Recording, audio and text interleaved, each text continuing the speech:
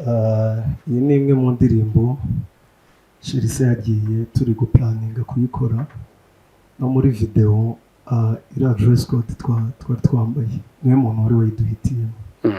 Ibuka tujya kureba producer yaratubwiye se ni iki mutekereza kuri dress code.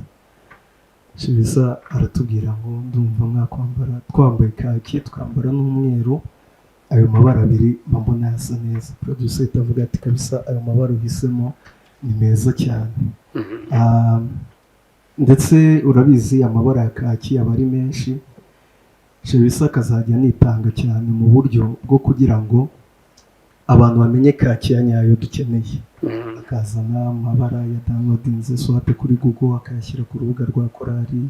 Nyine urumva harimo memories nyinshi kandi n'indirimbo twaririmbaga akiririmbana ibyishimo byinshi. Yarayikundaga cyane pe. No mu bintu byatubabaje rwose nuko yagiye tutayikoranye, ariko ahari araruhutse kandi ahari niho heza. Avuye mu byaha mu mutware injira we yego. Avuye mu byaha mu mutware injira urukira Yesu. Undashinganye gendana ubugingo bwanteburizwe n'uwabupfiriye. Undashinganye gendana ubugingo bwanteburizwe n'uwabupfiriye.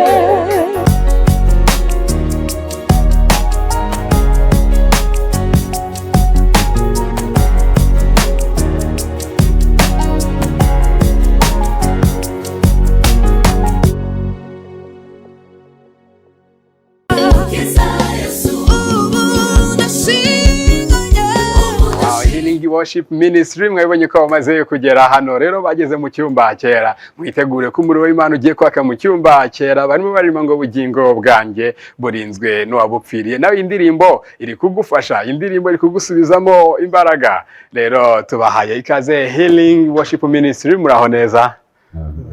Mumeze mute? Ndumva amajwi ari kunkanga gusa nta twatujwi tworohereye. Bashiki bacu mumeze mute?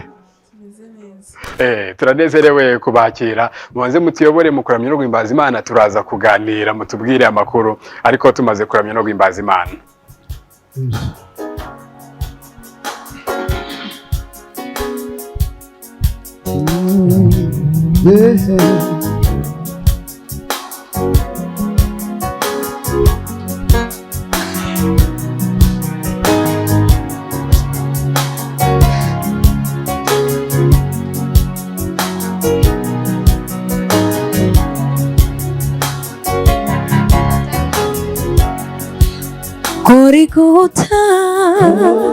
Gorigota kumusaraba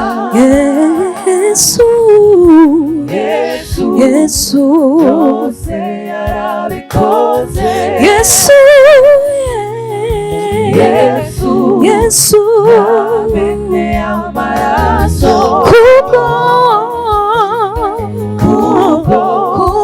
musoza umugambi we. Gorigota kumusaraba Yesu yose yarabikoze.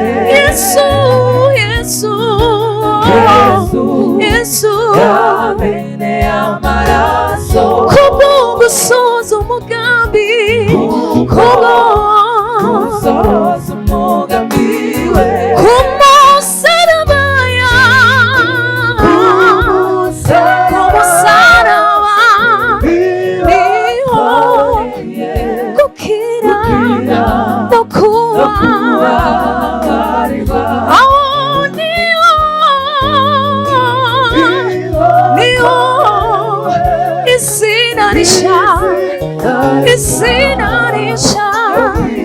byo kwitwa abana b'Imana.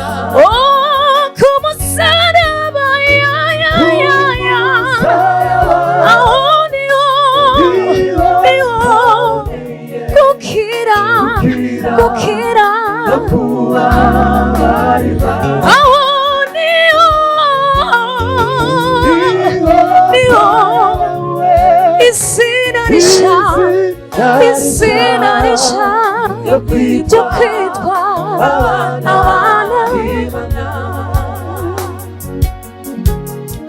Abamwemeye bose bakanamwizera yabahaye ububasha bwose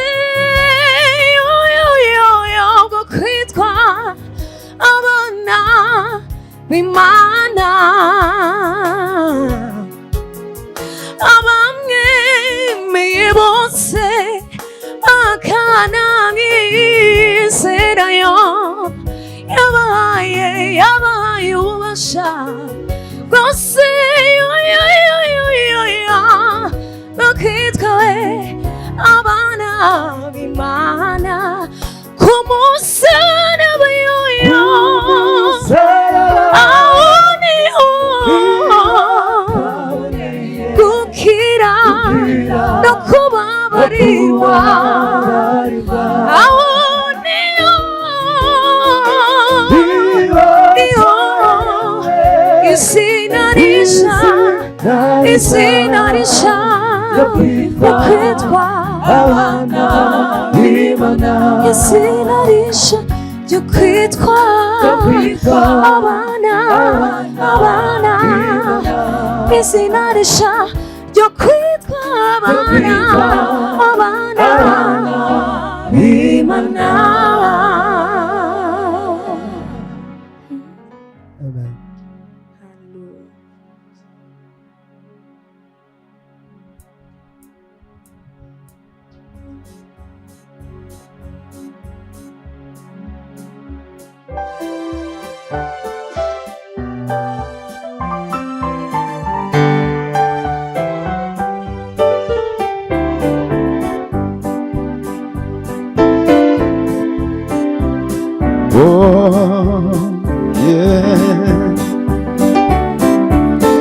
Nzamamaza gukomera kw'Imana, nta na rimwe nzahwema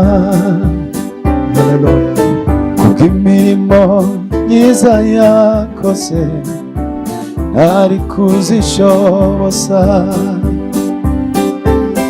Sinzahwema kuvuga ishimwe rye ku byo yankoreye byose.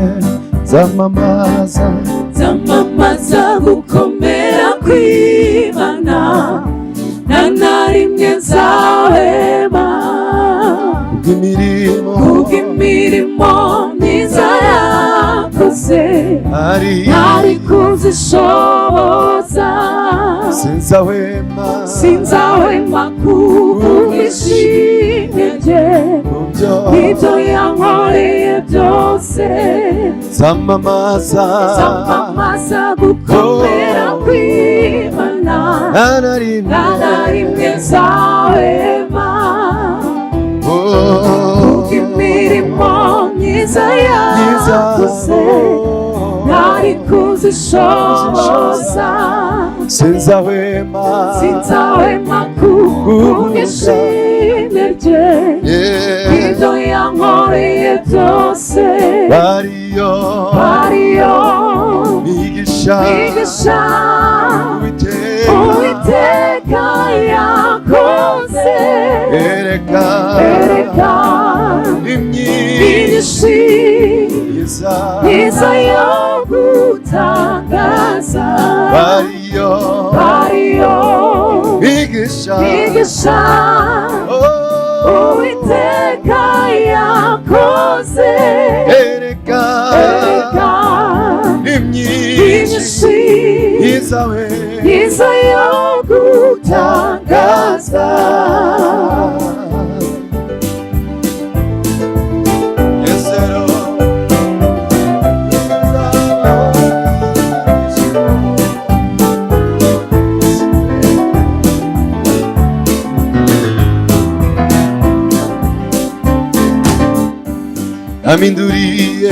yaminduye agahinda mu munezero anyuzuza amahoro n'ibyishimo Yesu we Yesu nzakubaho nzakunamba iteka yaminduye agahinda mu munezero anyuzuza amahoro n'ibyishimo Yesu nzakubaho nzakunamba iteka Yesu nzakubaho nzakunamba iteka Yesu nzakubaho nzakunamba iteka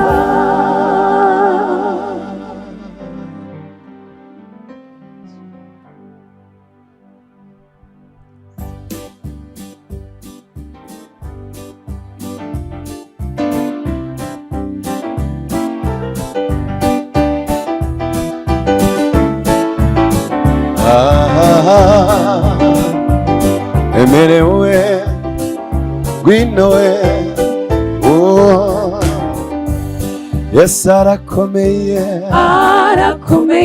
Yesu niwe rutare uko yahozeho kera ntajya ahinduka urushe uremerewe ngwino musange Yesu arakubera ubuhungiro Yesu arakomeye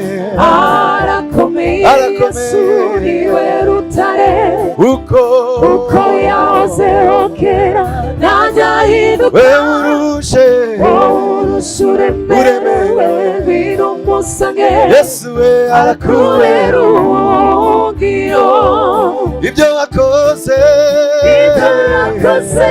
Yesu birahebuje cyane ibyo wakoze Yesu birahebuje cyane yanyeretse kunyitaho kandi kutasiga njyenyine yanyeretse kunyitaho kandi kutasiga njyenyine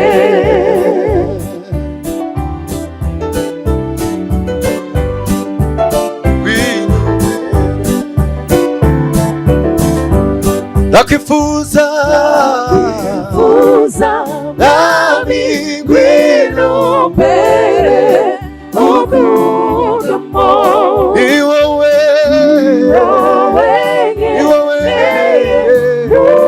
ubuzima nanjye bwose nakwifuza ngwino mbere ugundamo iwowe ubuzima nanjye bwose nakwifuza mwami ngwino mbere ugundamo iwowe ubuzima nanjye bwose iwowe ngeneye ubuzima nanjye bwose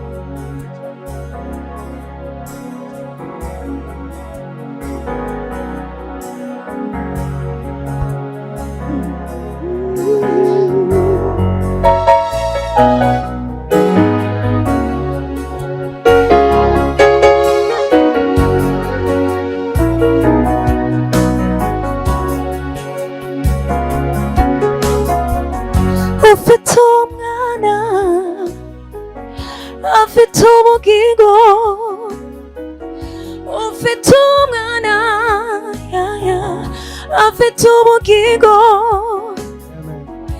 ufite umwana afite ubugingo, ufite umwana afite ubugingo, ufite umwana afite ubugingo. Umuntu wese iyo ari muri Yesu, ari muri Kristo, abahindutse icyaremwe gishya. umuntu wese iyo ari muri Yesu, abahindutse icyaremwe gishya. ibya kera biba birangiye, biba bishize. nubwo umuntu yapfa asongera ibya kera biba bishize, nubwo umuntu yapfa asongera ufite umwana afite ubugingo, ufite umwana afite ubugingo, ufite umwana afite ubugingo.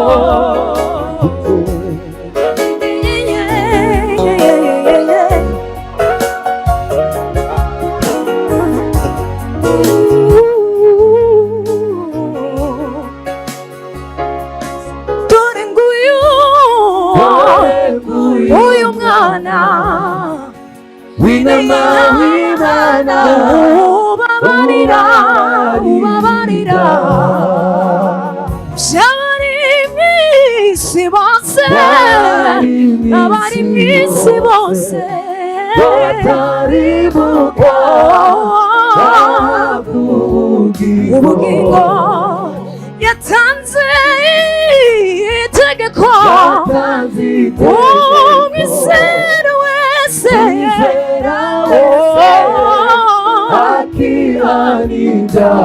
asakizwa. Dore nguyu ubabarira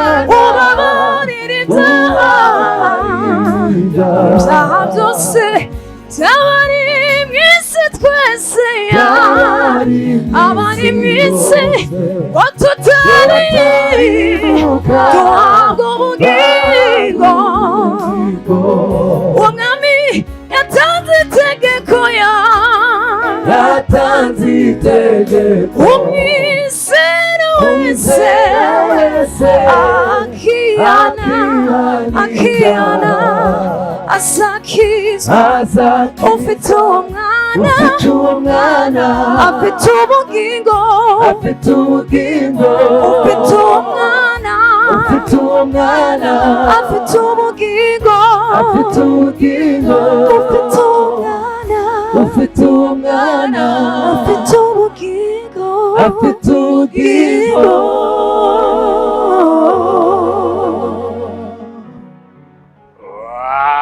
ufite uwo mwana afite ubugingo. Barakoze cyane Healing Worship Ministry, Imana ibahe umugisha cyane. Hari abantu ngo muri guhembura, abantu barimo umuvandimwe Frodoir mugenzanye mu itangazamakuru, Imana iguhe umugisha, n'umuryango bagenzi banjye barimo Maxime dukorana ahangaha, nawe Imana iguhe umugisha, nawe mwese muri kutwereka ko mudukurikiye. Imana amahoro ibahe umugisha, mukomeze kugira weekend nziza.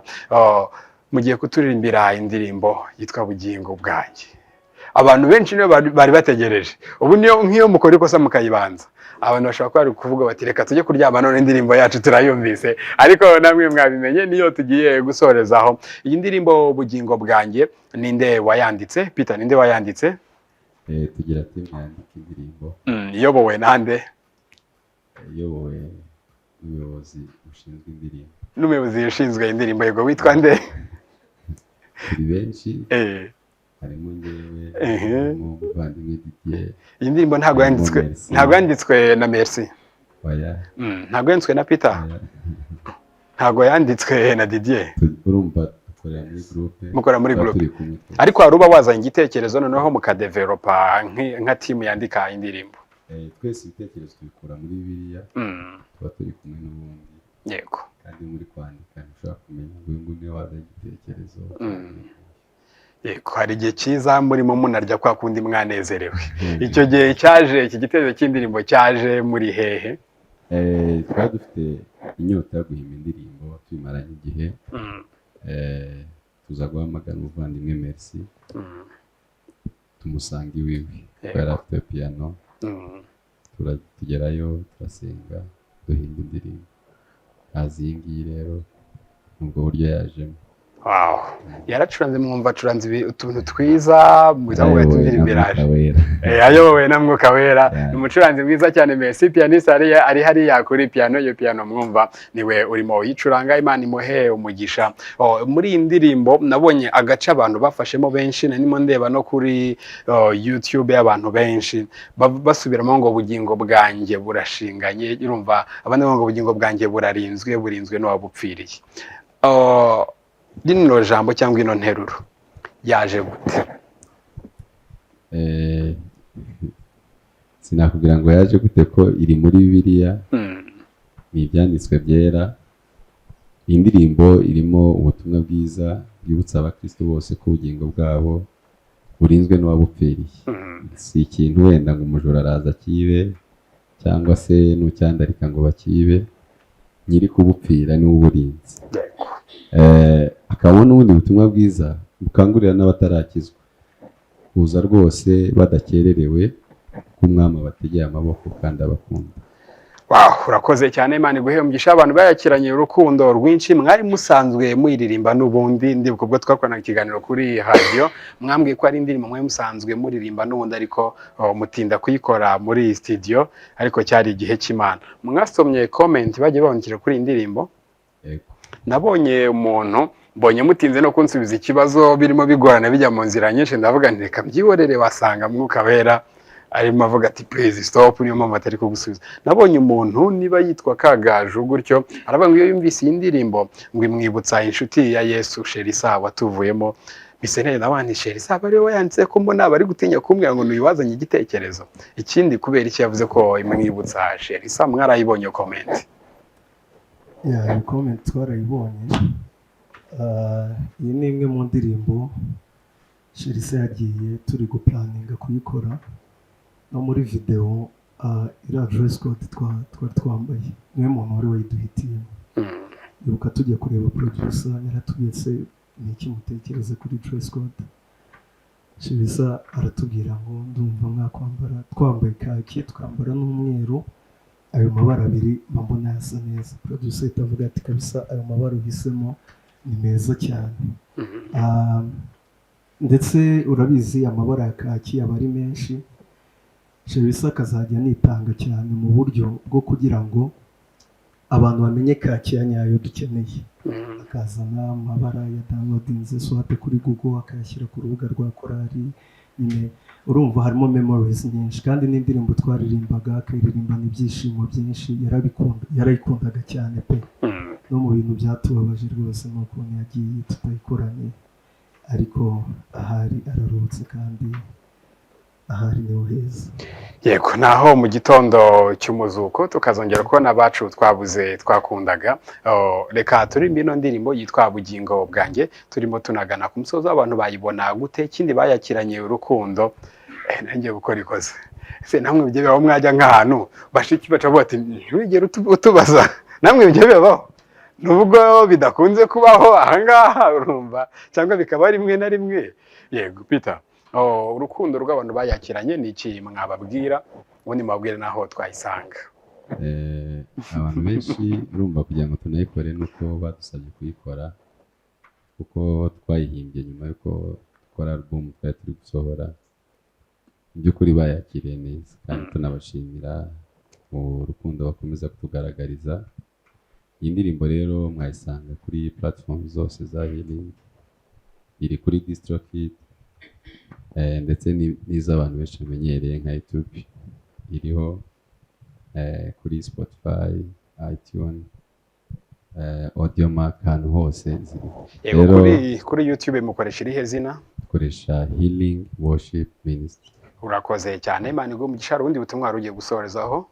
Kwari kubasaba nyine gukomeza kudushyigikira kuri izo platform zose dukoresha, bakora kuri share, like, subscribinga. Yego murakoze cyane, Imana ibahe umugisha. Tugiye kuririmba iyi ndirimbo mwese rero, Imana ibahe umugisha. Ariko ndasaba ngo muzankorere ubuvugizi, ariko ndagusaba abakobwa urumva n'abamama, abo nk'abakobwa binjira bati Christian ntuze kutubaza, ubaza abasore. None sasa nk'iyo mvuye aha ngaha nigeze guhura n'umama, Imana imumugisha, n'umwe mu bayobozi dufite mu gihugu cyacu. Mwati Christian ujye utumira abarimbi beza tugafashwa, ariko n'abakobwa ujye ubibuka. Wari ushobora kubona ati Christian ubwo namwe mwibwire mwuka abasobanurire. Reka turirimbe iyo ndirimbo Bugingo bwanjye. Murumva ari ubwo tuba tubaza ibintu bikomeye, ibintu byoroshye twaganira. Ubwo buri muntu wese, mukobwa nawe mumama aganira na Christian biroroshye, sibyo? Yego murakoze.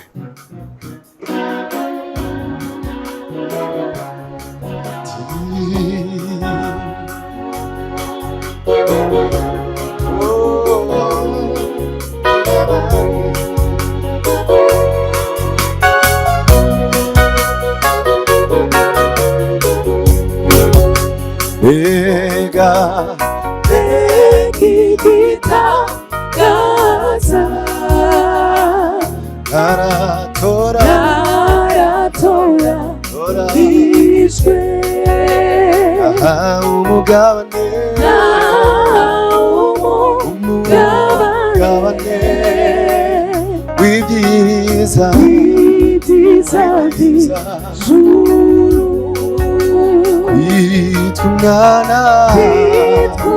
Kwitwa umwana iryo zina yamaye mbega igitangaza aratoranijwe aha umugabane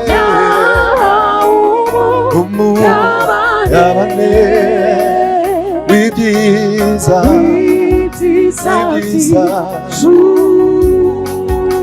witwa umwana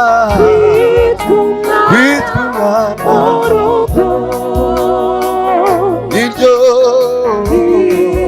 zina yamaye avuye mu byaha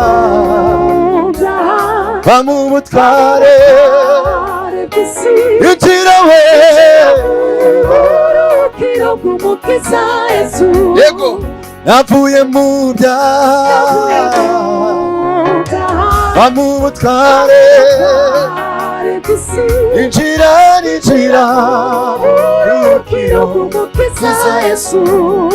undashinganye gendana bugingo bwanteburizwe n'uwabupfiriye undashinganye gendana bugingo bwanteburizwe n'uwabupfiriye bugingo bwanjye bwanteburizwe n'uwabupfiriye bugingo bwanjye bwanteburizwe n'uwabupfiriye bugingo bwanjye bwanteburizwe n'uwabupfiriye bugingo bwanjye bwanteburizwe n'uwabupfiriye ngaho muze mwese mudashidikanya iyumvire ibyiza Yesu yegukerererwa umusanganire Yesu we amaboko ubugingo bwanjye bwanteburizwe n'uwabupfiriye ubugingo bwanjye burizwe n'uba bupfiriye ubugingo bwanjye bwanjye burizwe n'uba bupfiriye. Bahe umugisha mwinshi cyane. Murakoze cyane. Barakoze cyane. Healing Worship Ministry, indirimbo yabo nziza barimbaga yitwa Bugingo Bwanjye, iri kuri YouTube channel yabo yitwa Healing Worship Ministry, ndetse no ku zindi digital platforms. Ariko ntabwo twagenda tutabaye gahunda y'umwaka 2025 igiye nyuma y'indirimbo, urumva n'izindi zakurikiraho. Gahunda ya concert ryari?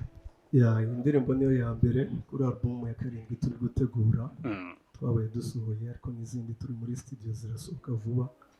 Turi gupanga konseri tariki 29 z'ukwezi kwa gatandatu. Tariki 29 z'ukwezi kwa gatandatu. Yego, turatumira abanyarwanda rwose bazaze tubane kuri uwo munsi. Uzaba urimo ibyishimo byinshi, ndabizi ko bazanezerwa. Bategura ibintu byiza cyane. Murakoze cyane. Iyo tariki rero muyandika hano ntimuzabure. Dushimire cyane Healing Worship Ministry yaje kubana natwe. Tugiye gusoza rero turi kumwe n'umuramyi witwa Theophile, nawe mu mwanya muto turaje tumwakire. Healing, Imana ibahe umugisha.